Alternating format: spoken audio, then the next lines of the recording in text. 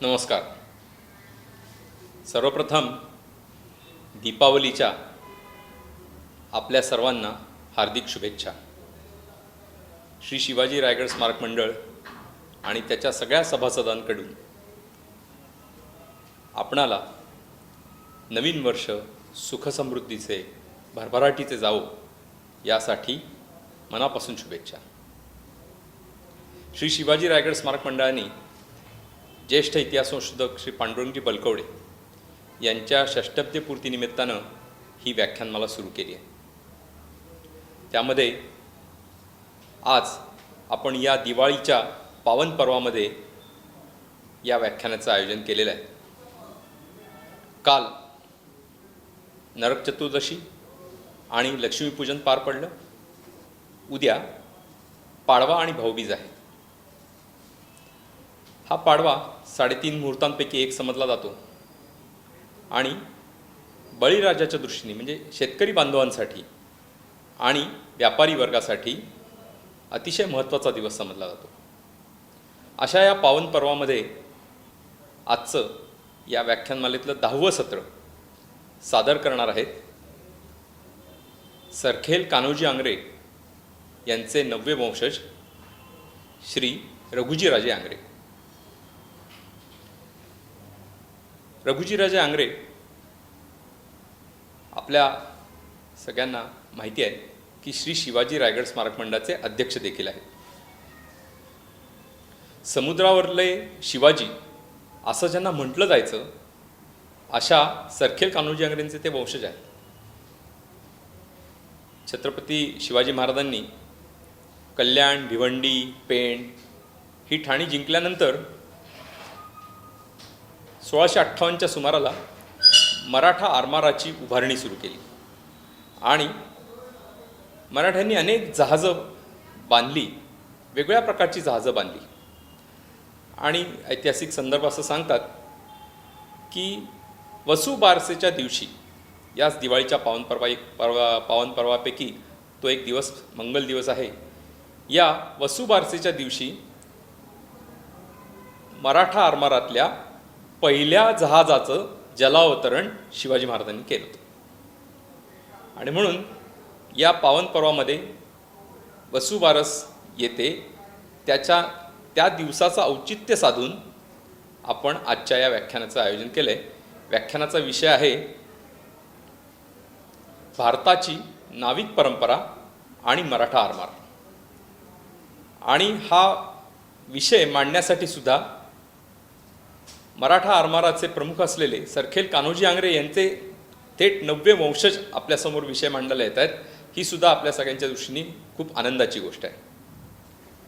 श्री रघुजीराजे यांचं शालेय शिक्षण रायगड जिल्ह्यातल्या अलिबाग आणि मध्य प्रदेशमध्ये ग्वाल्हेरला झालं. त्यांनी मुंबईमधनं LLB ची पदवी प्राप्त केली. लहानपणापासून सामाजिक कामाची त्यांना आवड होती. त्यातनं ते राष्ट्रीय स्वयंसेवक संघाशी देखील जोडले गेले. आणि मी थोडासा इतिहास आपल्याला या निमित्तानं सांगू इच्छितो की श्री रघुजीराजे या श्री शिवाजी रायगड स्मारक मंडळाशी कसे जोडले गेले. दरवर्षी रायगड स्मारक मंडळाच्या महत्त्वाच्या उपक्रमांपैकी एक म्हणजे शिवपुण्यतिथी. या शिवपुण्यतिथीच्या निमित्तानं आपण गेली अनेक वर्ष किल्ल्यावर हिंदवी स्वराज्यासाठी प्राणपणाने लढलेल्या सरदारांच्या वंशजांचा सन्मान करतो. हेतू हा असतो की त्या प्रत्यक्ष सरदारांचा या निमित्तानं त्यांच्या घराण्याचा सन्मान व्हावा. आणि म्हणून 2012 साली आम्ही सरखेल कान्होजी आंग्रे यांचे वंशज म्हणून श्री रघुजीराजे यांना शिवपुण्यतिथी कार्यक्रमामध्ये सन्मानित करण्यासाठी रायगडावर निमंत्रण दिलं होतं. तिथं ते आले देखील. त्यांचा आम्ही सन्मान केला. आणि त्या दिवशी त्यांनी अशी इच्छा व्यक्त केली की आज तुम्ही मला सन्मानित केले, परंतु मला या मंडळाच्या कार्यामध्ये सहभागी व्हायला आवडेल.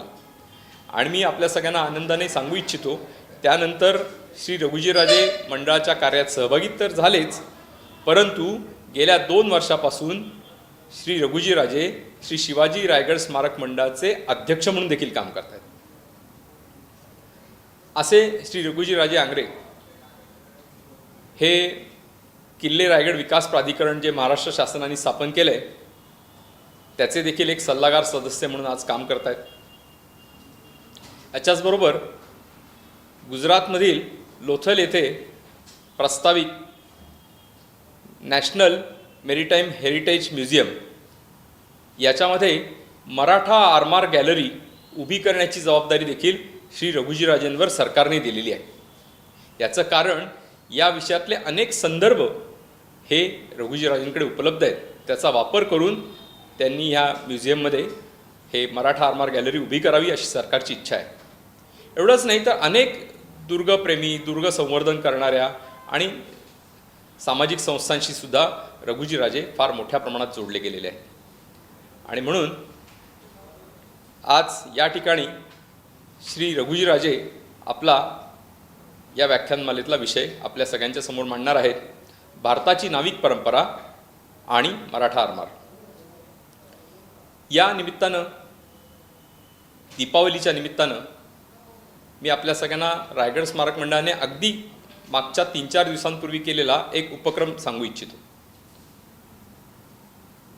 जसं कोरोनाचं संकट आलं होतं, विशेषतः एप्रिल-मे महिन्यामध्ये मोठ्या प्रमाणात लॉकडाऊन सुरू होता आणि अन्नधान्याचे हाल अनेक ग्रामीण भागामध्ये अनेक नागरिकांचे होत होते. अशा वेळेला आपण रायगड किल्ल्याच्या घेऱ्यामध्ये जवळजवळ 30 वाड्या वस्त्यांवर जाऊन सुमारे 3000 धान्य संचांचं वाटप केलं होतं. परंतु आपण तेवढ्यावरच न थांबता आत्ता या दीपावलीच्या निमित्तानं याच रायगड किल्ल्याच्या घेऱ्यातील जे वनवासी बांधव आहेत त्यांना दीपावलीचा सण त्यांनी साजरा करावा यासाठी काही अनोखी भेट आपण देऊन आलो आहे. सुमारे 12 वनवासी वाड्यांवर आपण 350हून अधिक धान्यसंच तर दिलेच की ज्याच्यामध्ये तांदूळ होते, गव्हाचा आटा होता, मीठ होतं, तेल होतं, अशा गोष्टी होत्या, डाळ होती. परंतु त्याबरोबरच आपण एक अनोखी भेट दिली, ती म्हणजे या सर्व वनवासी बांधवांना आपण एक लक्ष्मीची प्रतिमा भेट दिली. त्याबरोबरच दिवाळीचा फराळ म्हणजे चिवडा लाडू दिला, गाईच्या दुधापासून आणि तुपापासून बनवलेला साबण दिला, पणत्या दिल्या, उटणी दिली. अशा विविध गोष्टी आपण दिवाळीच्या निमित्ताने या सगळ्या बांधवांना दिल्या. याचा हेतू हा होता, हा वनवासी समाज हा आपला हिंदू धर्मातलाच एक अंग आहे,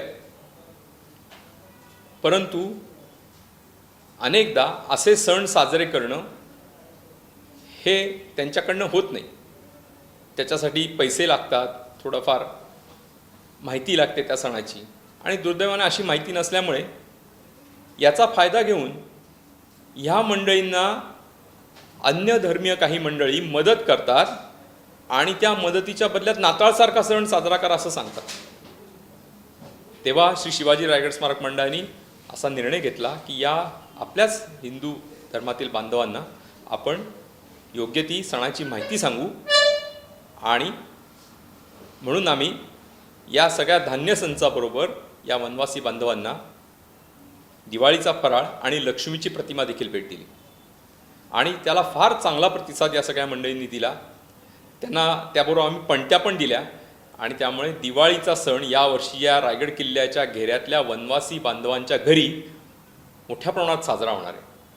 तर अशा प्रकारचे उपक्रम मंडळ करत असतं. अशा सगळ्या महत्त्वाच्या उपक्रमांमध्ये मंडळाचं नेतृत्व श्री रघुजीराजे आंग्रे करत आहेत. आज या व्याख्यानासाठी ते सरखेल कान्होजी आंग्रेंचे वंशज म्हणून आणि या श्री शिवाजी रायगड स्मारक मंडळाचे अध्यक्ष म्हणून आपल्यासमोर आपलं भाषण सादर करणार आहेत. आणि म्हणून मी खरं म्हणजे मंडळाचंच व्याख्यान असल्यामुळे त्यांचे आभार मानणं हे कदाचित योग्य ठरणार नाही, परंतु या निमित्तानं श्री रघुजीराजे आंग्रे यांचं मी या ठिकाणी स्वागत करतो आणि त्यांनी आपल्या व्याख्यानाला प्रारंभ करावा अशी मी त्यांना विनंती करतो. धन्यवाद. पुन्हा एकदा सर्वांना दीपावलीच्या मनपूर्वक शुभेच्छा. नमस्कार. श्री शिवाजी रायगड स्मारक मंडळाचे आमचे पांडुरंगजी बलकवडे यांचं या वर्षी षष्टब्दी पूर्ती वर्ष.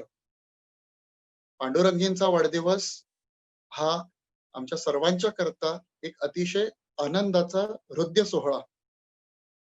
तो साजरा करायचा असं सर्वांनी ठरवलं होतं, पण आपल्याकडे आलेलं कोविडचं संकट, त्यामुळे उद्भवलेला लॉकडाऊन आणि एकत्र येण्यावरच्या अडचणी याच्यामुळे सध्याच्या स्टेजला तरी आपल्याला एकत्र येणं शक्य नाही. परंतु अशा वेळेला ही संधी नुसतीच सोडून द्यायची का, वाया जाऊ द्यायची का, याचा मंडळाने विचार केला आणि पांडुरंगजींचा वाढदिवस एका इतिहासकाराच्या वाढदिवसाला साजेसा साजरा करावा या संकल्पनेमधून आम्ही काही व्याख्यानमाला घ्यायचा विचार केला. आता या व्याख्यानमाला कशा असाव्या, तर एका इतिहासकाराच्या व्याख्यानमालांमध्ये ऐतिहासिक विषयांचा जर अंतर्भाव केला तर मला वाटतं पांडुरंगजींना सर्वात उत्तम प्रकारचं बर्थडे प्रेझेंट दिलं जाईल असं आमचं सर्वांचं प्रामाणिक मत ठरलं. त्यातूनच या व्याख्यानमालेच्या संकल्पाचा उगम झालाय. आता श्री शिवाजी रायगड स्मारक मंडळ म्हटलं की आपल्याला प्रत्येकाला छत्रपती शिवाजी महाराजांना हनुमान जयंतीच्या दिवशी म्हणजे शिवपुण्यतिथीच्या दिवशी अभिवादन करायचं साठी जे सर्व जमतात, रायगडावर अभिवादन समारोह होतो, त्या समारोहाची आठवण येते. आजपासून 125 वर्षापूर्वी जेव्हा लोकमान्य टिळक पहिल्यांदा रायगडावर गेले, त्यावेळेला छत्रपती शिवाजी महाराजांची समाधी भग्नावस्थेत होती. त्या समाधीचे दगड इतस्ततः पडलेले होते, तिथे झाडोरा वाढलेला होता आणि त्यातूनच शिवस्मारक उभारणीचा संकल्प निर्माण झालेला आपल्याला आढळतो. आणि हा संकल्प कसा होता, तर आज आपण रोपवेने 3 मिनिटात किल्ल्यावर पोहोचतो. मुंबईहून किंवा पुण्यावरून 3 तासाच्या अंतराने आपण रायगडाला पोहोचू शकतो. मात्र त्यावेळेला मुंबईवरून महाडपर्यंत प्रवासासाठी लोकमान्यांना 3 दिवस लागलेले आहेत. त्यानंतर जंगल असलेल्या वाटेमधून, पायऱ्या नसलेल्या वाटेमधून, तुटलेल्या वाटेवरून लोकमान्यांना वर किल्ल्यावर गेल्यावर शिवाजी महाराजांच्या समाधीची ही भग्नावस्था आढळली आणि म्हणूनच श्री शिवाजी रायगड स्मारक मंडळाची स्थापना झालेली आहे. आता ज्या मंडळाची स्थापनाच एका ऐतिहासिक महापुरुषाला आदरांजली म्हणून झालेली असावी आणि दुसऱ्या एका क्रांतिकारक आत्म्याने त्याची स्थापना केलेली असावी, त्या मंडळावर सुद्धा इतिहास जगवण्याचं, इतिहास जागवण्याचं आणि इतिहासाचं पावित्र्य जपण्याचं असं नैतिक बंधन साहजिकच येतं. आणि त्याच बंधनातून, त्याच जबाबदारीच्या जाणीवेतून आम्ही श्री शिवाजी रायगड स्मारक मंडळाकडून विविध ऐतिहासिक, समाजोपयोगी, आणखीन आपल्या संस्कृतीला संबंधित असलेले काही उपक्रम करत असतो. आणि त्याच उपक्रमांपैकी एक म्हणजे सध्याची व्याख्यानमाला. आता विविध विषयांवर आपण पाहत असाल, हे 10वं पुष्प आहे. विविध विषयांवर अनेक प्रकारची व्याख्यानं इथे झाली. वास्तविक पाहायला गेलं तर मी इतिहासकार नाही, इतिहासाचा एक छोटासा अभ्यासक म्हणता येईल. एका ऐतिहासिक घराण्यातून आल्यामुळे त्या घराण्याच्या कर्तृत्वाची झूल माझ्यावर आहे, परंतु महाराजांना, त्यांच्या पराक्रमाला आणि स्वराज्याप्रती असलेल्या त्यांच्या निष्ठेला एक छोटीशी मानवंदना देण्याचा मी आता प्रयत्न करतोय. स्वराज्याच्या कामी आलेल्या अनेक ज्ञात अज्ञात अशा वीरांना हे एक प्रकारचं माझ्या दृष्टीने श्रद्धासुमन अर्पण करणं असं समजतो आणि मी आता माझा विषय मांडायला सुरुवात करतो. भारतीय नौकानयन जेव्हा आपण म्हणतो तेव्हा आजचं नौकानयन किंवा आजचा व्यापार का, तर त्याच्या पलीकडे जाऊन जर आपण विचार केला तर अवघा युरोप, अमेरिका, ऑस्ट्रेलिया किंवा आजच्या भाषेत बोलायचं झालं तर जे डेव्हलप नेशन्स आहेत किंवा सुधारित जग आहे, ते सुद्धा प्राथमिक अवस्थेत असताना त्यांच्यामधल्या संस्कृती, त्यांच्यामधलं दळणवळण आणि त्यांच्यामधला एकूणच मानवी व्यवहार हा प्राथमिक स्वरूपात असताना इसवी सन पूर्व 2500 वर्ष म्हणजे आजपासून साधारण 4500 वर्षापूर्वी आमची हिंदू संस्कृती, आमची सिंधू संस्कृती आपल्या परमोच्च बिंदूवर पोहोचलेली आपल्याला आढळते. आणि परमोच्च बिंदू म्हणजे काय किंवा संस्कृती म्हणजे काय? तर जगायला तर जनावरं सुद्धा जगतात, प्राणी संपदाही जगते. पण जे मानवी डेव्हलपमेंट, ह्युमन सायकोलॉजीचं डेव्हलपमेंट, ह्या ज्या सगळ्या गोष्टी होत्या, त्यांच्या परमोच्च बिंदूवर सिंधू संस्कृती आपल्याला आढळते. म्हणूनच त्या काळातील स्थापत्य, त्या काळामधील नौकानयन, त्या काळातील वायुविजन, त्या काळातील नियंत्रण, दळणवळण यांच्या सुविधांचा अभ्यास केला तर आपल्याला लक्षात येतं की तो दिवस आजच्या पेक्षा कितीतरी पटीने तुलनात्मक दृष्ट्या जर पाहायला गेलं, दळणवळणाची कुठल्याही प्रकारची साधनं नसताना आज मल्टीमीडिया आहे, मी कुठेतरी बसून आपल्याशी संवाद साधतोय. अशा वेळेला त्या प्रकारचं कुठलाही वैज्ञानिक शोध नसतानाही त्यांनी केलेले प्रवास, त्यांनी नोंदवलेली निरीक्षणं आणि त्यांनी केलेला व्यापार हा थक्क करणारा आढळून येतो. अहमदाबादच्या जवळ एक लोथल म्हणून गोदी आहे. लोथलमध्ये सिंधू संस्कृतीचे अवशेष आपल्याला आढळतात. इसवी सन पूर्व 2450 म्हणजे आजपासून 4500 वर्षापूर्वी लोथल मधून व्यापार चालत असे. आणि हा व्यापार किती होता? तर लोथलच्या गोदीची जर मापं पाहिली तर इथे माझ्याकडे मी लोथलच्या गोदीची मुद्दाम आपल्यासाठी काही मापं लिहून ठेवलेली आहेत. तर 1400 फूट लांबीचं ब्रेक वॉटर. तर ब्रेक वॉटर म्हणजे काय? तर समुद्राच्या लाटांचा प्रभाव पडू नये, बोट स्थिर उभी राहावी, अशी एक संपूर्ण दगडी बांधकामाची भिंत त्या लोथलच्या गोदीमध्ये आपल्याला बांधलेली आढळते. त्याला बर्थ म्हणतात, म्हणजे जिथे बोटी लागायचा धक्का किंवा जेटी आपल्याला म्हणता येईल.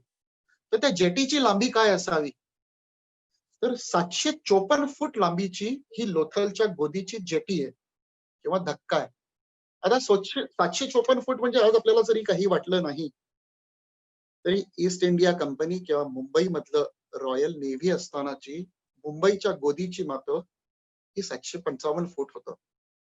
म्हणजे तसं पाहायला गेलं तर 750 फूट लांबीचा बर्थ किंवा 750 फूट लांबीची गोदी असणं आणि ते सुद्धा आजपासून 4500 वर्षांपूर्वी, हा नक्कीच आमच्या सागरी सत्तेचा, सागरी पुढारलेलेपणाचा आणि आमच्या नौकानयन शास्त्रातल्या प्रगतीचा एक उत्तम पुरावा म्हणून आपल्या समोर मांडता येईल.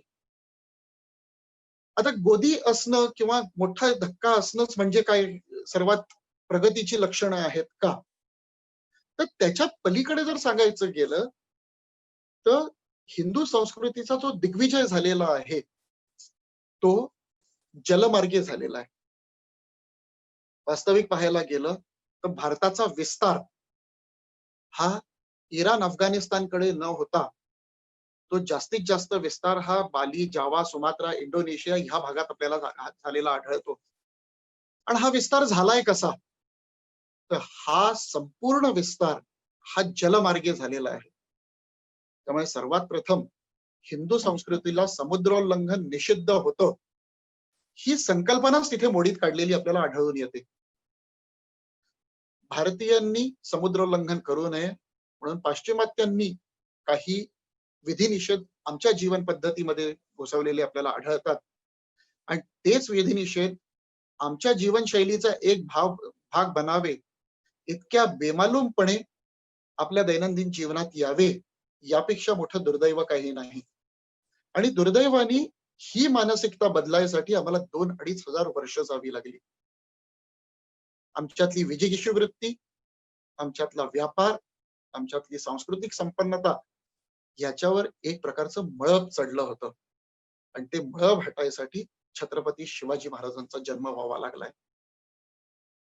आता हे बाली, जावा, सुमात्रा, इंडोनेशिया ही सगळी आपण नावं घेतो. हे देश कुठे आहेत आणि आमच्या संस्कृतीचा विस्तार तिथे केला कोणी? प्रातस्मरणामध्ये आम्ही म्हणतो अगस्त्य कौंडिन्य राजेंद्र चोल वंशज अशोक पुष्यमित्रश्च खारवेल सुनीतिमान. तर ही मंडळी होती कुठे? आज सीबीएसईच्या अभ्यासक्रमांच्या माध्यमातून जेव्हा आमची मुलं शिकतात किंवा स्टेट बोर्डाकडून शिकतात, तेव्हा ही सगळी नावं ओझरती आम्हाला किंवा कुठेतरी पुसटशी ऐकायला मिळतात, किंबहुना ऐकायलाही मिळत नाहीत. आमच्या दुर्दैवाचा भाग म्हणजे जिथे 4.5 इसवी सन पूर्व 2,500 म्हणजे आजपासून 4,500 वर्षापूर्वीच्या संस्कृतीचे पुरावे आमच्याकडे आहेत. अशा वेळेला मुघल कालखंडाला आम्ही मध्ययुगीन भारत म्हणून ओळखतो. त्यापेक्षा आमच्या संस्कृतीसाठी काहीही कमीपणा नाही. कारण ज्या देशाचा इतिहास 4,500 वर्षाचा लिखित स्वरूपात मांडलेला दिसतो, वस्तू स्वरूपात उत्खननात सापडतोय, वास्तू स्वरूपात उत्खननात सापडतोय, त्या देशाच्या मागच्या इतिहासामध्ये 500 वर्षापूर्वीचा कालखंड, 600 वर्षापूर्वीचा कालखंड जर आपण पद्यबिंदू बांधला तर ते आमच्या मानसिक गुलामगिरीचं एक प्रतीक आहे. आणि ह्या मानसिक गुलामगिरीचे पाश आपण जितक्या लवकर हटवू, मला वाटतं आपल्या सांस्कृतिक राष्ट्रवादाच्या दृष्टीने, सांस्कृतिक उत्थानाच्या दृष्टीने ही एक अतिशय सुवर्णमय सकाळ असेल, हे माझं प्रामाणिक मत आहे. कौंडिन्य ह्या राजांनी फुनांचं साम्राज्य आपल्याला स्थापन केलेलं दिसतंय. सुदूर पूर्वेला गेल्यावर फुनान, कंबोडियाचं साम्राज्य स्थापन केलं. आणखीन सुमात्रामध्ये श्रीविजयांचं परम वैभवशाली साम्राज्य आपल्याला स्थापन झालेलं आढळतं. आणि ही सगळी राज्य, ह्या सगळ्या सीमा त्या भारतापासून किमान 2,000 किलोमीटरवर आहेत. इथे जाण्याकरता ही माणसं सगळी गेलीत कशी? चालत गेली आहेत का? ही समुद्री मार्गे, जलमार्गे गेलेली आहेत.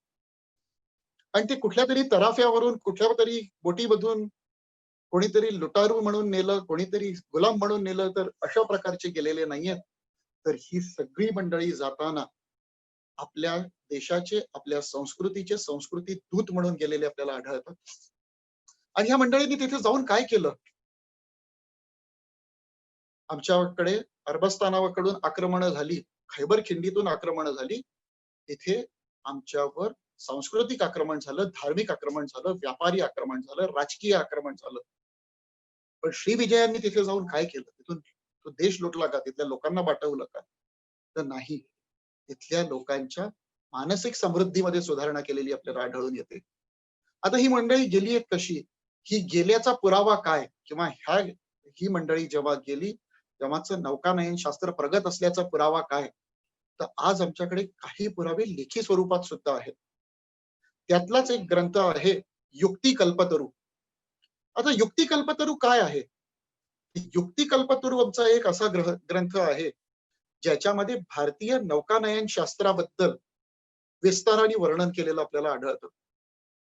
आणि ही सगळी वर्णनं आजपासून 3,500-4,000 वर्षापूर्वीची आपल्याला मी सांगतोय. आणि वर्णनं किती बारकाईची असावी? तर जहाजांच्या 2 फळ्या जोडताना समुद्राखालच्या भागामध्ये लोखंडी खिळे मारण्यात येऊ नयेत, गंजण्यामुळे किंवा एका दगडावर आपटल्यामुळे 2 फळ्या वेगळ्या होऊन जहाज बुडण्याचा धोका आहे, हे आम्हाला इसवी सन पूर्व 2,500 वर्षापूर्वी कल्पना होती.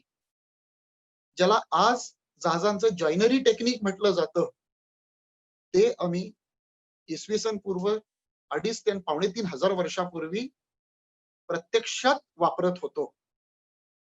जहाजांचे प्रकार किती असावे? जहाजांचे वापरानुसार, जहाजांचे पाण्यामध्ये प्रवास करण्याच्या सोयी सुविधेनुसार, म्हणजे भूभागांतर्गत म्हणजे नद्यांमधली वाहतूक जी असेल त्या जलवाहतुकीच्या बोटी वेगळ्या, समुद्र किनाऱ्याला लागून चालणाऱ्या व्यापाराच्या बोटी वेगळ्या, आणखीन युद्ध नौका किंवा ज्या सागरी मोहिमांसाठी वापरल्या जातील असा आंतरखंडीय प्रवास करणाऱ्या नौका वेगळ्या. अशा नौकांच्या बांधणीचं तंत्र, नौकांचे प्रकार, नौकांच्या शिडासाठी लागणाऱ्या कापडाचं प्रकार, आणखीन ते कापड जोखण्याची चिकित्सा पद्धती, ह्याचं वर्णन आपल्याला युक्ती कल्पतरू या ग्रंथात आढळतंय. त्याच्यामध्ये जलवाहतुकीचे प्रकार दिलेले आहेत. जलवाहतुकीचे ढोबळमानाने 2 प्रकार, म्हणजे एक तर भूभागांतर्गत आणखीन आंतरखंडीय प्रवास, देशांतर्गत प्रवास, त्यात सुद्धा हिंदुस्थानाजवळ जर विचार करायचा झालं तर हिंदुस्थानाच्या पश्चिमेला सिंधू सागर, ज्याला आपण अरबी समुद्र म्हणून ओळखतो, तिथून समुद्राचे प्रवाह वेगळे आहेत. ओपन सी मधनं प्रवास करावा लागतो. तर बंगालच्या उपसागरातून प्रवास करताना तो भूभागाने वेष्टीत असलेला समुद्र आहे, त्यामुळे तिथले प्रवाह वेगळे आहेत, त्यांच्यामध्ये प्रवास करायच्या बोटी वेगळ्या आहेत, तर त्यांची वर्णनं आपल्याला आढळतात. मग बोटींच्या उपयोगानुसार वर्णनं आहेत. आज इथून अमेरिकेला जरी जायचं झालं तर 14व्या 15व्या 20व्या दिवशी बोट पोहोचते. त्या दिवसांमध्ये महिनोन महिने समुद्रामधून प्रवास केला जायचा. तर हा महिनोन महिने जेव्हा प्रवास होत असे, त्या कालखंडामध्ये ह्या बोटींमधून प्रवास करताना जी पाणी साठवायची जागा असेल, पाणी साठवायची भांडी होती, त्या पाण्याला वास येऊ नये याकरता उपाययोजना केलेल्या आपल्याला आढळून येतात. ह्या प्रकारच्या बोटी समुद्रामधून प्रवास करत असताना वादळात सापडल्या तर मोठ्या लाटांचा तडाखा लागून ते पाणी सांडू नये, ते सामान खराब होऊ नये याची व्यवस्था केलेली आपल्याला आढळते. म्हणूनच ज्येष्ठा, कनिष्ठा, मध्यमा प्रकारच्या 3 वेगळ्या वेगळ्या बोटी आपल्याला तिथे आढळतात. आणि ह्या सगळ्या बोटी ह्या त्यांच्या उपयोगानुसार, त्यात कोण प्रवास करणार आहे त्याच्यानुसार, आणि त्या बोटी कोणत्या वापरासाठी वापरल्या जायच्यात, म्हणजे निव्वळ त्याच्यात सैनिक प्रवास करणार आहेत, व्यापारी त्यांच्या मालासकट प्रवास करणार आहेत, की राजा त्याच्या प्रवासासाठी वापरणार आहेत, त्यानुसार बोटीची आपल्याला उभारणी केलेली आढळते. व्यापाराच्या साठीच्या ज्या बोटी असायच्या त्यामध्ये सुद्धा आज ज्या प्रकारे gas carrier, container carrier, LPG carrier अशी वेगळ्या वेगळ्या बोटी येतात, तर त्या प्रकारच्या कापसाच्या वाहतुकीच्या बोटी वेगळ्या आणि मौल्यवान सामानाच्या वाहतुकीच्या बोटी वेगळ्या, इतकं बोटींमधलं वैविध्य आपल्याला त्या कालखंडात अवगत असलेलं आपल्याला लिखित स्वरूपात दिसून येतं. आता हा सर्व प्रवास होत असताना आपल्याला लक्षात येईल की नौकानयन शास्त्र तर प्रगत होतच, त्याचबरोबर अवकाश विज्ञानाची साथ असल्याशिवाय, ग्रह नक्षत्रांची साथ असल्याशिवाय समुद्रामधून प्रवास करणं शक्य नसतं. आज आपण जीपीएस सेट केला, लॉंगिट्यूड लॅटिट्यूड दिले की कुठूनही कुठेही जाऊ शकतो. पण उपग्रह दळणवळणाची कुठलीही साधनं नसताना आकाशस्थ ग्रहांचा अभ्यास करून, त्यांच्या परिस्थितीचा विचार करून, ज्योतिषशास्त्र, खगोलशास्त्र आणि पाण्याचे प्रवाह, मोसमी वाऱ्यांची गती, मोसमी वाऱ्यांच्या दिशा याचा अचूक ठोकताळा ठेवून, याचा अचूक अभ्यास करून त्या कालखंडामध्ये आपल्याला प्रवास केलेला आढळतो. बरं, तो कालखंड मी जेव्हा म्हणतोय तेव्हा इसवी सन पूर्व 3000 वर्षापासून इसवी सन पूर्व 1200-1300 सालापर्यंतचा मी कालखंड म्हणतोय. म्हणजे एवढा मोठा जो कॅनव्हास आहे, असं नाही की बाय फ्लूक काय 5, 25, 50 वर्षांमध्ये हे झालंय. तर कन्सिस्टन्सीनी शेकडो वर्षांपर्यंत सिंधू संस्कृती, हिंदू संस्कृती आमची जगाच्या पाठीवर, जगाच्या विविध भागांमध्ये व्यापार, संस्कृती संवर्धन, आणखीन सांस्कृतिक आदान प्रदान हे सगळं करण्यासाठी कटिबद्ध झालेली आपल्याला आढळून येते. भर पावसामध्ये बोट स्थिर कशी राहावी याकरता त्यांनी वेट्स वापरलेले आपल्याला आढळतात, जे आज सुद्धा बोटी स्थिर राहण्यासाठी समुद्राचं पाणी भरून घेतात. त्या कालखंडामध्ये वेट्स वापरलेले आपल्याला आढळतात. बोटींच्या तळाला लाकूड कुठलं असावं, मध्यावर लाकूड कुठे असावं आणि वरच्या बाजूला बांबूची बांधणी कशी असावी हे आपल्याला युक्तिकल्पतरूमध्ये आढळत आहे. आता ह्या बोटी काय फक्त राज्यकारभारासाठी जात होत्या का, किंवा ह्या बोटी फक्त सांस्कृतिक आदान प्रदानासाठी जात होत्या का? असं म्हटलं जातं की ईस्ट इंडिया कंपनी आली किंवा पोर्चुगीज आले, त्याच्यामुळे आमच्याकडे ते व्यापारासाठी आले आणि राज्यकर्ते झाले. म्हणजे व्यापार हिंदू संस्कृतीला त्याज्य होता का? तर नाही. आमचा व्यापार हा पुरातनकालीन आणि अतिशय चिरंतन व्यापार आपल्याला आढळून येतो. भारतीय व्यापाराची वैशिष्ट्य काय आहेत, तर काही वैशिष्ट्यांवर आपण थोडीशी नजर मारूया. इजिप्त आणि ग्रीस ह्या भागामध्ये जर आपण गेलो तर आज सुद्धा भारतातल्या व्यापारी वसाहती ज्या ठिकाणी होत्या तिथे आपले अवशेष दिसतात. आता हे अवशेष कसले होते? तर हिंदुस्थानातून जो माल जायचा ते आमचे व्यापारी काही महिन्यांचा प्रवास करून इजिप्त पर्यंत जायचे आणि तिथून इराण नाही, माफ करा, इजिप्त पर्यंत ही मंडळी सगळी प्रवास करून जायची आणि त्यानंतर खुष्कीच्या मार्गाने युरोप पर्यंत व्यापार करायची. भारतीय उपखंडातला माल ग्रीस, रोम किंवा युरोपच्या इतर देशांमध्ये आणि खाली आफ्रिकेत सुद्धा जात असे. त्याचे पुरावे आज सुद्धा उपलब्ध आहेत. या व्यापारामध्ये काय जायचं? तर हिंदुस्थानातून हस्तिदंताचं सामान आज सुद्धा आपण कुठल्याही म्युझियम मध्ये गेलं तर आपल्याला हस्तिदंताचे उत्तम डबे, जांबियाच्या कटारींच्या मुठी, सुऱ्या किंवा चेसबोर्ड म्हणजे ज्याला आपण बुद्धिबळाच्या सोंगट्या म्हणू शकतो, त्या बुद्धिबळाच्या सोंगट्या, अशा अनेक कलाकुसरीच्या वस्तू आपल्याला दिसतात. तद्वतच अनेक प्रकारचं हस्तिदंताचं सामान हिंदुस्थानातून युरोपकडे जात होतं. वेलची, पन्नाच्या डायमंड माइन्स मधून हिरे, माणिक, रेशमी आणि सुती तलम वस्त्र, ढाक्याची मलमल तर जग प्रसिद्ध होती. उत्तम प्रतीचा तांदूळ, लवंगा, दालचिनी, दक्षिणेतलं मैसूरकडचं चंदन आणि फाळणी पूर्व ब्रह्मदेश तर भारताचाच भाग होता, तर बर्मा टीक म्हणजे सागवान, हे सगळं भारतीय उपखंडातून निर्यात होत असे. भारतीय उपखंडातून एवढ्या प्रमाणात, एवढ्या प्रचंड प्रमाणात हे सामान निर्यात होत असेल तर नौकानयन शास्त्र प्रगत असणं साहजिकच आहे. कारण सागवानाच्या तुळया, बॅबिलॉनची जी देवता आहे, त्या ऊरचं मंदिर, त्याचा पाया हा भारतीय सागवानाने बनलेला आहे, जो उत्खननात आज सापडलाय. यावरनं आपण कल्पना करू शकता की आम्ही काय प्रकारच्या बोटी बांधत होतो आणि काय प्रकारचा व्यापार करत होतो. बरं, हा व्यापार साधा सोपा होता का? आपण बऱ्याच वेळा ऐकलं असेल की भारतातून सोन्याचा धूर निघायचा. सोनं जळत नाही, पण ज्यांना इकॉनॉमिक्सचा थोडाफार तोंड ओळख असेल, अभ्यास असेल, त्यांना एक टर्मिनॉलॉजी नक्की माहिती असेल की व्यापार हा वस्तू विनिमय पद्धतीने पूर्वी केला जायचा.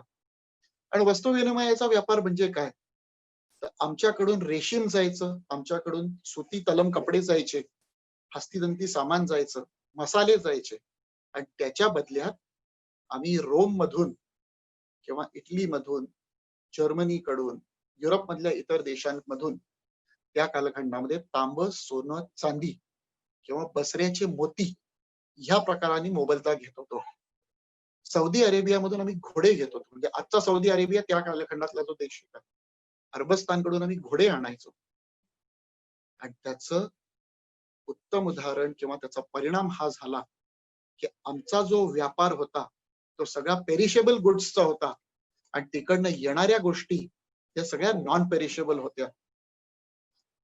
चांदी, सोनं किंवा मोती यांचं स्वरूप बदलतं, परंतु त्या सगळ्या गोष्टी ह्या चिरंतन आहेत. सोन्याचे भांडी पण बनतात आणि दागिने पण बनतात. तर सोनं स्वरूप बदलत नाही, त्याचा फक्त उपयोग बदलतो, मूल्य त्याचं कायम राहतं. मात्र भारतीय व्यापाराचं हे वैशिष्ट्य होतं की इकडनं निर्यात होणाऱ्या सर्व गोष्टी त्यांचं वापरून संपणाऱ्या असल्यामुळे त्यांची मागणी ही पुनरावर्ती होती. आणखीन हिंदुस्थानला एक विनिमय चलन स्वरूपात, सोन्याच्या स्वरूपात, चांदीच्या स्वरूपात, मोत्यांच्या स्वरूपात हा सतत पुरवठा होत होता. ज्याला आपण रिकरिंग डिमांड म्हणतो, त्या प्रकारचा हिंदुस्थान व्यापार करत असल्यामुळे इथे सोन्याचा साठा होत होता. म्हणून आपल्याकडे ती टर्म वापरली जाते की भारतातून सोन्याचा धूर निघायचा. हा व्यापार कितपत वाढला तर इसवी सन पूर्व 3ऱ्या शतकामध्ये काही रोमन नोंदी आहेत की तिथल्या रोमन महिलांना भारतीय तलम कापडाची इतकी सवय लागली, इतका व्यापार वाढलेला आहे की शेवटी रोमन सिनेटला नियम करावा लागला की हिंदुस्थान कडून येणारं जे कापड आहे, डाक्याची मलमल आहे, त्या तलम मलमलीच्या आयातीवर निर्बंध आणावे लागले, कारण सोन्याचा ओघ आणि तांब्याचा ओघ, चांदीचा ओघ हिंदुस्थानकडे फार जास्त वाहत होता. आणि त्यांना लक्षात आलं होतं की हे पेरिशेबल गुड्स आपण विकत घेतोय, त्यामुळे ह्याच्यावर कुठल्या तरी प्रकारचं एक बंधन येणं आवश्यक आहे. बरं, आपली मंडळी तिथे गेली, ती नुसतीच गेली, व्यापार केला आणि परत आली, अशातला काही प्रकार होता का? किंवा जसे इंग्रज किंवा पोर्चुगीज आले, तसं कुठल्याही प्रकारचं धर्म परिवर्तन करायसाठी, राज्य कारभार करायसाठी ती मंडळी गेली का? किंवा तेवढंच करून ती आली का? तर त्याचंही उत्तर मी अतिशय सकारात्मक देईन की ही मंडळी जाताना संस्कृती संवर्धन, संस्कृती विस्तार करत गेली आहे. प्राचीन भारतीय ज्योतिषशास्त्र, खगोलशास्त्र, नौकानयन शास्त्र, ह्या सर्व शास्त्रांची, त्याच्याबरोबर स्थापत्यशास्त्र सुद्धा, आज सुद्धा दक्षिण हिंदुस्थानात आपण गेलो तर भारतीय स्थापत्यशास्त्राचे उत्तम उदाहरणं असलेली मंदिरं आपल्याला आढळतात, वास्तू आपल्याला आढळतात. ग्रॅनाइट हा जगातला सर्वात कठीण दगड समजला जातो, आणि त्या ग्रॅनाइटवर केलेलं जे सुंदर काम आहे ते भारतीय स्थापत्य कलेचा एक उत्तम नमुना आहे. आणि हे सगळं कला, हा सगळा वैचारिक ठेवा घेऊन आमची मंडळी जगभर गेली आहे, आणि ही निव्वळ भारतीय नौकानयन शास्त्रामुळे गेली. आपण जर जगन्नाथपुरीच्या मंदिरावर एक चक्कर, माफ करा, आपण जर कोणार्कच्या सूर्य मंदिराला एक फेरी मारली तर आपल्याला लक्षात येईल की कोणार्कच्या सूर्य मंदिराच्या मागच्या बाजूला एक राजाच्या मिरवणुकीचं चित्र आहे. त्या राजाच्या मिरवणुकीमध्ये आपल्याला एक प्राणी आढळतो. नीट लक्ष दिलं तर आपल्याला लक्षात येईल, आपल्याला चांगल्या रीतीने आढळतं की तो प्राणी म्हणजे उंट नाही, तर तो जिराफ आहे. म्हणजे भारतीय उपखंडातून आमच्या बोटी कुठपर्यंत जात होत्या ह्याचं स्थापत्य शैलीय स्वरूपाचं उदाहरण हे आपल्याला कोणार्कच्या सूर्य मंदिराच्या पाठीशी दिसतोय.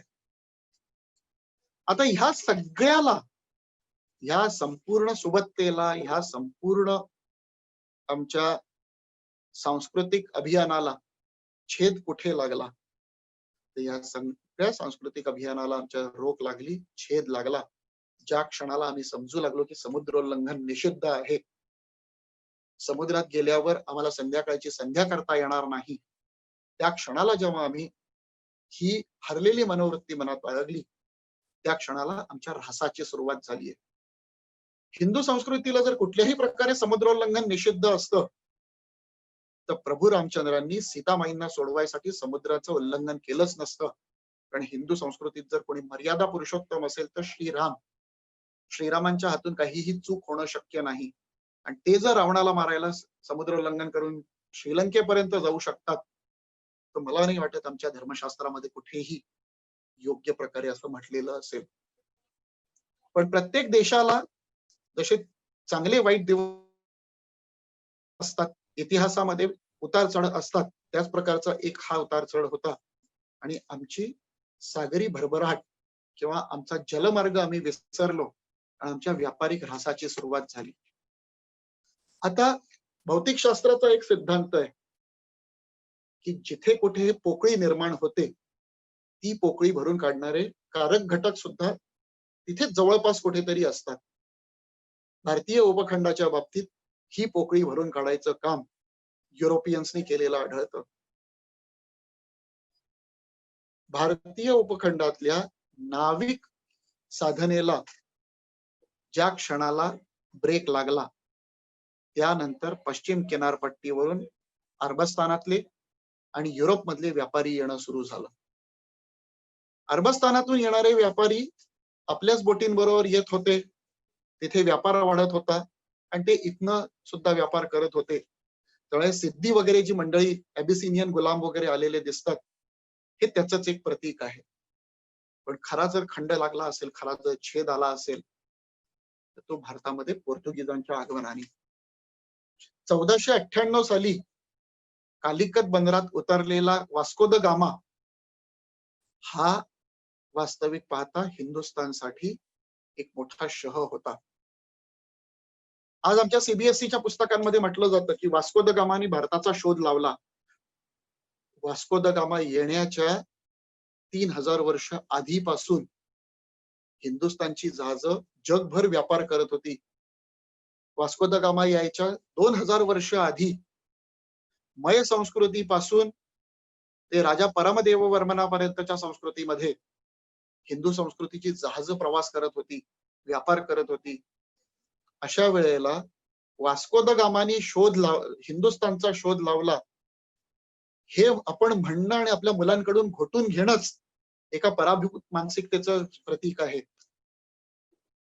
असो, वास्को द गामा सर्वात पहिले उतरला तो कालिकतच्या जवळ. कालिकतच्या राजा सामुद्रीने त्याचं स्वागत केलंय. त्याचं मूळ नाव सामुद्री, पोर्तुगीजांना बोलता येत नाही म्हणून त्यांनी त्याचा उच्चार केला जामोरिन. आज आम्ही ते जामोरिनच शिकतोय. कालिकतच्या जामोरिनने त्याचं स्वागत केलंय. परंतु पोर्तुगीज इथे व्यापारासाठी आलेले नव्हते. व्यापार हे प्रायमरी कन्सर्न होतं. ते एका हातात तराजू आणि दुसऱ्या हातात तलवार घेऊन आलेले होते आणि त्या तलवारीच्या मुठीमध्ये क्रूस होता. ते इथे त्यांचा धार्मिक विस्तार करायसाठी आलेले होते. धर्मविस्तार पोर्तुगीजांनी एवढा कट्टरपणाने कडवेपणाने कोणीही केलेला नाही. आपल्याला मुघलांचा धर्मविस्तार दिसून येतो, तो उघड होता. पोर्तुगीज हे एक प्रकारचं स्लो पॉइझन होतं. सर्वात आधी आलेले आणि सर्वात नंतर गेलेले जर कोणी असतील तर ते पोर्तुगीज. आणि हिंदुस्थानच्या मानसिकतेमध्ये जे त्यांनी विष कालवलं, जे अत्याचार केले, पोर्तुगीज इन्क्विजिशन, त्याच्यासारखी दुसरी गोष्ट नाही. कालिकतच्या राजा जामोरिनचा जो सेनानायक होता त्याचं नाव होतं कुंजाली मराक्कर. त्यांनी पोर्तुगीजांना शह देण्याचा प्रयत्न केलाय. मात्र पोर्तुगीजांच्या बलाढ्य आरमारा पुढे जामोरिनचं आणि त्याच्या सेनानायकाचं काहीही चाललं नाही. या सर्व एकूण उहापोहामध्ये एक गोष्ट आपल्याला लक्षात घ्यावी लागेल की भारतीय नौकानयन शास्त्र कितीही प्रगत असलं तरी त्याचं मूळ जे होतं, युरोपियन्स जेवढे इथे व्यापारासाठी आले ते सगळे दर्यावर्दी देश होते. मात्र त्या सगळ्या दर्यावर्दी देशांकडे एक उत्तम प्रकारचं नौदल होतं आणि भारताकडची नौसेना अतिशय उत्तम असली तरी ती मूलतः व्यापारी हेतूने बनलेली असल्यामुळे आणि गन पावडरचा शोध हा युरोपमध्ये त्याचा वापर जास्त असल्यामुळे ते पोर्तुगीज किंवा ब्रिटिश ईस्ट इंडिया कंपनी असू द्या, डच ईस्ट इंडिया कंपनी किंवा फ्रेंच अशा युरोपियन मधून येणाऱ्या कुठल्याही नाविक सत्ता या आमच्यापेक्षा, हिंदुस्थानपेक्षा त्या बाबतीत वरचढ ठरल्या आणि त्यातूनच भारतामध्ये पोर्तुगीज सत्तेचा किंवा पोर्तुगीज साम्राज्याचा, ब्रिटिश साम्राज्याचा पाया हा पक्का झालेला आढळतो. त्यामुळेच ह्या सगळ्या मंडळींचं इथे फावलेलं आपल्याला आढळून येतं. या सगळ्याला शह देण्याचं काम कोणी केलंय? तर ह्या सगळ्यांना शह द्यावा, ह्या सगळ्याला रोख लावावी जगाच्या पाठीवर अवघ्या हिंदुस्थानात कोणाला वाटलं असेल तर छत्रपती शिवाजी महाराजांना. आणि त्याच हेतूनी वसुबारसच्या मुहूर्तावर, ह्या दिवाळीच्याच मुहूर्तावर आपलं भाषण रेकॉर्ड केलं जातंय. तर वसुबारसच्या मुहूर्तावर इसवी सन 1656 मध्ये छत्रपती शिवाजी महाराजांनी कल्याण भिवंडी जिंकून आपल्या आरमाराची स्थापना केलेली असते. माफ करा, 1659 साली. आता ह्या आरमाराची स्थापना केली म्हणजे काय, महाराजांना परत व्यापार सुरू करायचा होता का? महाराजांना परत दळणवळण सुरू करायचं होतं का? तर त्याच्या पलीकडे जाऊन महाराजांना कोकण किनारपट्टीवरची मनस्थिती बदलायची होती, मनोवृत्ती बदलायची होती. तर मनोवृत्ती म्हणजे काय? कोकण किनारपट्टीवर जर आपण अभ्यास केला तर वसईपासून वेंगुर्ल्यापर्यंत सरासरी 20 किलोमीटरच्या अंतरामध्ये एक तरी किल्ला आपल्याला आढळतो. जिथे किल्ला नसेल तिथे चौकी आहे. कौटिल्यांनी ज्याप्रमाणे म्हटलेलं आहे तद्वतच प्रत्येक खाडीचं मुख, प्रत्येक लँडिंग पॉइंट, प्रत्येक जेटी, प्रत्येक मोठी गोदी, बंदर ह्या ठिकाणी शिवाजी महाराजांनी एक उत्तम आरमारी व्यवस्था निर्माण केलेली आपल्याला आढळते. थेट वसईच्या वरच्या शूरपारक म्हणजे आजचं सोपारा, सोपाऱ्यापासून कल्याण, भिवंडी, खाली अलिबागच्या जवळ चौल, त्यानंतर विजयदुर्ग, सिंधुदुर्ग, दाभोळ अशी अनेक उत्तम प्रकारची बंदरं, आणखीन समुद्री ठाणी स्वराज्याच्या सीमेवर होती. स्वराज्याला येणारा धोका हा पश्चिमेकडून भरपूर प्रमाणात आहे, हे ओळखू शकणारा एकच राजा आपल्या हिंदुस्थानने पाहिलाय, तो म्हणजे छत्रपती शिवाजी महाराज. इंग्रजांचा आणि पोर्चुगीजांचा धोका त्यांनी वेळीच ओळखला. आणखीन या पश्चिम किनारपट्टीचा पूर्ण बंदोबस्त करण्याचं त्यांनी ठरवलेलं आपल्याला आढळत आहे. त्यातूनच 1659 साली वसुबारसच्या मुहूर्तावर त्यांनी आरमाराची स्थापना केली. आता हे आरमार काय होतं? सुरुवातीच्या काळामध्ये फक्त 2 सुब्यांचं आरमार. वास्तविक पाहता कोकणातले 2 सुबे म्हणजेही काही विशेष नाही, कारण कोकण किनारपट्टीच अतिशय चिंचोळी आणि दुर्गम, आणि त्यात 2 सुबे म्हणजे काय, तर 50 ते 60 बोटींचं ते आरमार आहे. 50 ते 60 बोटींचा आरमार असताना शिवाजी महाराजांनी त्याच्यामध्ये एवढी रुची का घ्यावी किंवा रस का घ्यावा? तर इथे येणारा प्रत्येक व्यापारी या देशाशी व्यापार करण्यासाठी कोकण मार्गेच जाईल. मग अहमदनगर असो का दिल्ली असो, आग्रा असो का पुणे असो, भारतात व्यापार करायचा झाला तर समुद्र मार्गेच यापुढे करावा लागणार, हे शिवाजी महाराजांनी ओळखलं होतं. 2दा सुरत लुटल्यामुळे आता पाश्चिमात्यांसाठी सुरत हे सुरक्षित बंदर नाही, हा त्यांचा ग्रह पक्का झालेला आहे हे शिवाजी महाराजांना माहिती होतं. त्यामुळे व्यापार हा मुंबईपासून गोव्यापर्यंतच्या भूभागामध्ये हलेल याची त्यांना उत्तम जाण होती, म्हणून त्यांनी आरमाराची निर्मिती केली आहे. आता हे आरमार काय करायचं?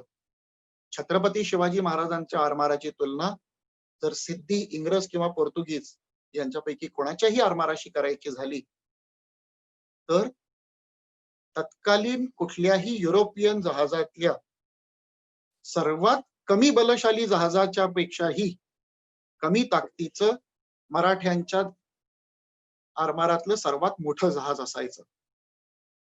मात्र शिवाजी महाराजांनी त्या आरमाराच्या आकारावर किंवा साईजवर न जाता त्या आरमाराला गुणात्मक दृष्ट्या वाढवण्यासाठी प्रयत्न केलेले आपल्याला दिसतात, आणि त्यातूनच एक बलाढ्य आरमार पश्चिम किनारपट्टीवर उभं राहिले. छत्रपती शिवाजी महाराजांचं हे स्वप्न नंतरच्या कालखंडात सरखेल कान्होजी आंग्रे, तुळाजी आंग्रे, संभाजी आंग्रे, मानाजी आंग्रे या मंडळींनी पूर्णतेला नेलेलं दिसतं, पूर्ततेला नेलेलं दिसतंय. आता हे आरमार काय करत होतं? तर पश्चिम किनारपट्टीवर वसईपासून वेंगुर्ल्यापर्यंत जो स्वराज्याचा भाग होता, काही टप्प्यात तो भाग होता.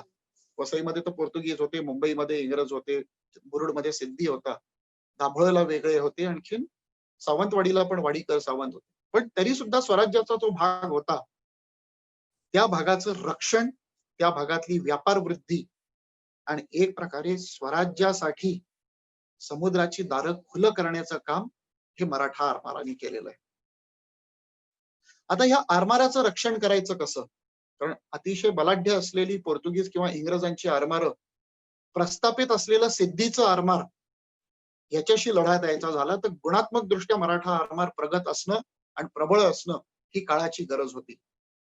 तर बेसिक फरक पाहायचा झाला तर इंग्रज आणि पोर्चुगीज यांच्या विरुद्ध मराठे ही तुलना करायची झाली तर मराठ्यांचं आरमार हे ब्राऊन वॉटर नेव्ही या कॅटेगरीत मोडणारं आहे. आता ब्राऊन वॉटर नेव्ही म्हणजे काय? तर समुद्रापासून 12 नॉटिकल माइल्सच्या टप्प्यामध्ये राहून ज्या आरमाराला आपल्या हालचाली कराव्या लागतात ते म्हणजे ब्राऊन वॉटर नेव्ही म्हणता येईल.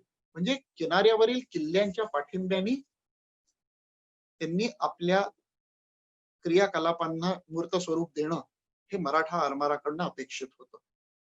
याच्या उलट ब्रिटिश किंवा पोर्तुगीज आरमार किंवा त्यांच्या सागरी जहाज ही युरोप पासून प्रवास करून यायची. त्या कालखंडामध्ये आफ्रिकेला वळसा घालून ही सगळी मंडळी यायची. तर त्यांना मोठ्या प्रमाणावरच्या लाटांचा, मोठ्या मालवाहतुकीचा अनुभव होता. त्यांच्याकडे उत्तम प्रकारच्या जहाज, उत्तम प्रकारचा दारुगोळा होता. तर अशा आरमाराला जर तोंड द्यायचं झालं तर तिथे समुद्रातला गनिमी कावा उपयोगी पडायचा किंवा तोच उपयोगी पडणं महत्वाचं होतं. ह्याच दृष्टिकोनातून छत्रपती शिवाजी महाराजांनी आरमाराची स्थापना करताना एतद्देशीय मंडळींना म्हणजे गुजरात जवळचे खारवी, आमच्या उत्तर कोकणातले आगरी, कोळी, आणखीन दादली ह्या समुद्री जमातींना प्रामुख्याने आपल्या बरोबर घेतलेलं दिसतंय. ही जी ब्राऊन वॉटर नेव्ही होती किंवा मराठा आरमार होतं, ह्या सगळ्या बोटी या उथळ पाण्यात प्रवास करण्यासाठी सुयोग्य होत्या. उथळ पाण्यातल्या बोटी असल्यामुळे त्या किनाऱ्याजवळच्या भागासाठी अतिशय योग्य होत्या.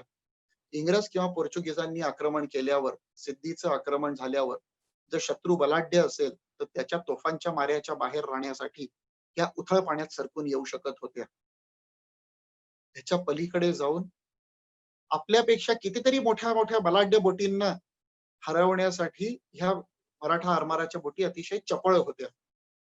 आपल्याला लक्षात येईल की मराठा बोटी या हलक्या असल्यामुळे त्या वल्हवणं अतिशय सोपं होतं आणि वल्हवणं अतिशय सोपं असल्यामुळे त्यांना वेगाचा फायदा मिळायचा, त्याला आपण ऍडव्हान्टेज म्हणू शकतो. असा वेगाचा फायदा मिळायचा आणि त्या वेगाचा फायदा हा होता की अतिशय चपळ असलेल्या बोटी एकटी दुकटी इंग्रज किंवा पोर्चुगीज बोट गाठून त्याच्यावर या अनेक बोटी मुंग्यांप्रमाणे आक्रमण करायच्या, त्या बोटीला वेढा घालायच्या आणि जेव्हा प्रत्यक्ष हात घाईची लढाई यायची तेव्हा मराठ्यांचा हात धरणार प्रत्यक्षच्या युद्धात कोणीही नाही, हे इंग्रजांनी दुसऱ्या महायुद्धात सुद्धा मान्य केलंय. त्यामुळे मराठे प्रत्यक्ष हातगाईच्या लढाईमध्ये त्या बोटीवर चढून एकास एक वार करून इंग्रज किंवा पोर्तुगीज बोटींना धराशायी करायचे आणि ते आरमार ताब्यात घ्यायचे. आता हे करण्यामागे राज्य वाढ किंवा विस्तार हाच हेतू होता का?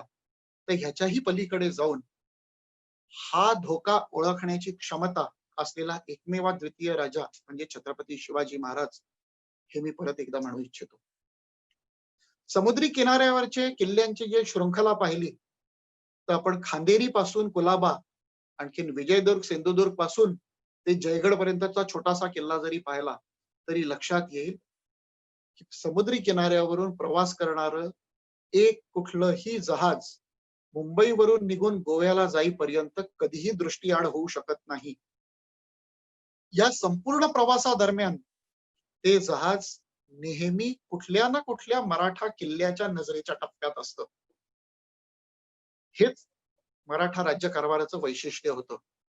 आपण जर पश्चिम किनारपट्टीवर पाहिलं तर एका जहाजाच्या नजरेच्या, एका किल्ल्याच्या नजरेच्या टप्प्यातून बोट पडून बाहेर जाईपर्यंत ती दुसऱ्या किल्ल्याच्या नजरेच्या टप्प्यात आलेली असायची. त्यामुळे जर आपल्या क्षमतेत असेल किंवा आपल्या शत्रूचं जहाज असेल तर ते पकडणं, त्याच्या कागदपत्रांची छाननी करणं आणि गरज लागल्यास ते ताब्यात घेणं अथवा बुडवणं हे मराठा आरमाराला शक्य होतं.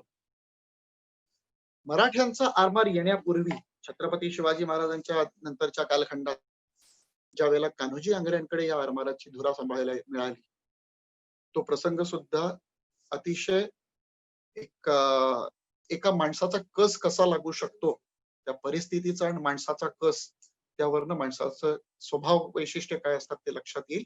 ते उदाहरण मी आपल्याला देतो. छत्रपती शिवाजी महाराज गेल्यानंतरच्या कालखंडात राजाराम महाराज स्वराज्याचा कारभार पाहत होते. त्यावेळेला सिधोजी गुजर वारले होते, आरमार प्रमुख सिधोजी गुजर वारलेले होते आणि सुवर्णदुर्गचे नायब किल्लेदार म्हणून कान्होजी आंग्रे उमेदवारी करत होते. अशा वेळेला मोघलांचं आक्रमण झालेलं असताना काही निष्ठा बदलल्या, तद्वतच सुवर्णदुर्गचे किल्लेदार अचलोजी मोहित्यांच्या निष्ठा बदलल्या आणि त्यांनी सिद्धी बरोबर संधी करून, तह करून जो काही द्रव्य दर्शनाचा, लक्ष्मी दर्शनाचा कार्यक्रम झाला त्यानुसार सिद्धीच्या ताब्यात किल्ला देण्याचं निश्चित झालेलं होतं. कान्होजींना ही बातमी कळताच आपल्या निवडक सहकार्यांबरोबर, निवडक म्हणजे किती तर 6 सहकार्यांबरोबर त्यांनी हालचाल करायचं ठरवलं. आणि हालचाल काय तर एकास एक जर हाणामारी करायचा प्रयत्न केला तर किल्लेदाराला वश असलेलं सैन्य मोठं आहे, तिथे आपला निभाव लागणार नाही हे त्यांना चांगल्या रीतीने ठाऊक होतं. त्यापेक्षा मुळावरच घाव घालावा तद्वत त्यांनी किल्लेदारालाच दंड्याबेड्या ठोकल्या आणि ताब्यात घेतलं. त्याला काही निर्णय घ्यायच्या आधीच किल्लेदार ताब्यात होता, कैदेत होता. अशा वेळेला ह्या 24 वर्षाच्या तरुणांनी थेट किल्लेदाराला ताब्यात घेतलंय आणि कोल्हापूरला निरोप पाठवला. शाहू महाराजांना कळवलं, किल्ला लढवायचा आम्ही ठरवलंय, पुढील आदेश व्हावा. कुठल्याही प्रकारच्या मोहाला न बधणारा हा मुलगा स्वराज्याला योग्य न्याय देऊ शकतो, स्वराज्याच्या नौदलाला योग्य न्याय देऊ शकतो हे राजाराम महाराजांनी ओळखलं आणि तत्काळ त्या मुलाला सांगितलं, आजपासून सुवर्णदुर्ग सांभाळा. आरमाराची जबाबदारी दिली. आणखीन पश्चिम किनारपट्टीवर एका दैदिप्यमान सूर्याचा उदय झाला, तो म्हणजे सरखेल कान्होजी राजे आंग्रे. आता हे एक वेळची फ्लूक होती का? तर नाही. कान्होजी आंग्रेंनी आपल्या जीवनखंडामध्ये असे त्या पुढच्या 30 वर्षामध्ये असे अनेक पराक्रम केलेले आपल्याला आढळून येतात. मग ते इंग्रजांबरोबरची युद्ध असो, सिद्धी बरोबरचं युद्ध असो किंवा इंग्रज पोर्चुगीजांचं कुलाब्यावरचं संयुक्त आक्रमण असो. आपल्याला एकच उदाहरण देतो. इंग्रज आणि पोर्चुगीज तत्कालीन दोन बलाढ्य नाविक सत्ता होती. युरोपमधून आलेली ही दोन्ही दर्यावर्दी राष्ट्रांचे प्रतिनिधी म्हणता येतील अशा प्रकारच्या कंपनीज. मात्र जगाच्या पाठीवर कुठेही एकमेकांशी संधी न करणारी ही मंडळी, एकमेकांचे प्रचंड हाडवैरी, अशा इंग्रज आणि पोर्चुगीजांना संधी करून कुलाब्यावर आक्रमण करावं लागलं, कारण त्यांना माहिती होतं की इथला आपला सर्वात मोठा शत्रू हा कान्होजी आंग्रे आहे. आणि कान्होजी आंग्रे म्हणजे काय? तर कान्होजी आंग्रे म्हणजे मराठा आरमाराचं अस्तित्व आहे. मराठा आरमाराचं इथलं अस्तित्व हे मुंबईकर इंग्रज, गोवेकर पोर्चुगीज आणि मुरुडकर सिद्धी यांच्या अस्तित्वातला लागलेला एक मोठं नख होय.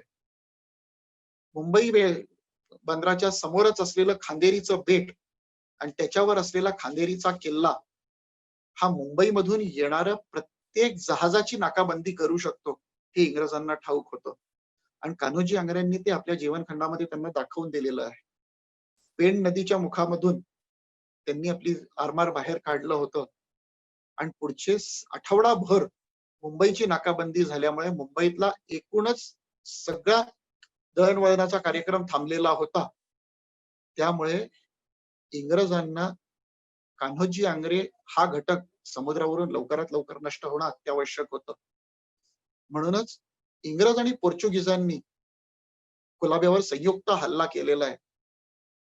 जगाच्या पाठीवर एकमेकांना पाण्यात पाहणाऱ्या या दोन्ही सत्ता त्या कुलाब्यावर एकत्र आल्या आहेत आणि गर्वाची गोष्ट म्हणजे कुलाब्यावर त्यांचा पराभव झालेला आहे. जगाच्या पाठीवर इंग्रज आणि पोर्चुगीज एकत्र कुठेही आले नाहीत आणि ते कुलाब्याला येऊन पराभूत होऊन परत गेलेत. ह्यातच छत्रपती शिवाजी महाराजांनी लावलेल्या नौकानयनाची आणि त्या आरमाराच्या रोपट्याचा केवढा मोठा वटवृक्ष झालाय, केवढा बलिष्ठ वटवृक्ष झालाय याचा हा पुरावा सांगता येईल. तशाच प्रकारचा दुसरा एक पुरावा म्हणजे इंग्रजांनी त्यांच्या पूर्ण सामर्थ्यानिशी विजयदुर्गवर हल्ला केला. विजयदुर्गवर हल्ला केल्यावर रुद्राजी अनंत म्हणून कान्होजी आंग्रे यांचे किल्लेदार विजयदुर्गवर होते. विजयदुर्गवरनं एकही गोळी झाडली गेली नाही, एकही तोफ डागली गेली नाही. इंग्रजांना अगदी टप्प्यात येऊ दिलं गेलं आणि इंग्रज अगदी टप्प्यात आल्यावर वाघोटनच्या खाडीमधून जे मराठा आरमार बाहेर निघालंय, जयगड कडून जे मराठा आरमार बाहेर निघालंय आणि त्यांनी इंग्रजांची जी ससे होलपट केलेली आहे ती इंग्रजांच्याच शब्दात ऐकली तर जास्त बरं होईल. वास्तविक पाहायला गेलं तर मराठ्यांनी इंग्रजांना इतक्या विविध प्रकारे विविध ठिकाणी मार दिला होता की जळी स्थळी काष्टी पाषाणी मुघलांना ज्या प्रकारे संताजी धनाजी दिसायचे तद्वतच इंग्रजांना सरखेल कान्होजी आंग्रे, तुळाजी आंग्रे, संभाजी आंग्रे, मानाजी आंग्रे ही सगळी मंडळी दिसत होती. जयगडच्या खाडीमध्ये मराठ्यांनी केलेला पराक्रम किंवा बाजीराव साहेबांना पुरुष तर दूर मराठ्यांच्या महिला म्हणजे कान्होजी आंग्र्यांच्या पत्नी मथुराबाईंनी आणि बाकाजी नाईक महाडिकांनी केलेली मदत आणि त्यांनी सिद्धीची केलेली नाकाबंदी, प्रतिनिधींना केलेली मदत, हे जर पाहायला गेलं तर शिवाजी महाराजांनी जी वृत्ती, विजिगीषू वृत्ती कोकणातल्या मराठ्यांमध्ये दिलेली होती, एकूणच महाराष्ट्रातल्या मावळ्यांच्यात दिलेली होती, त्याचा आता किती शक्तिमान वृक्ष झाला होता.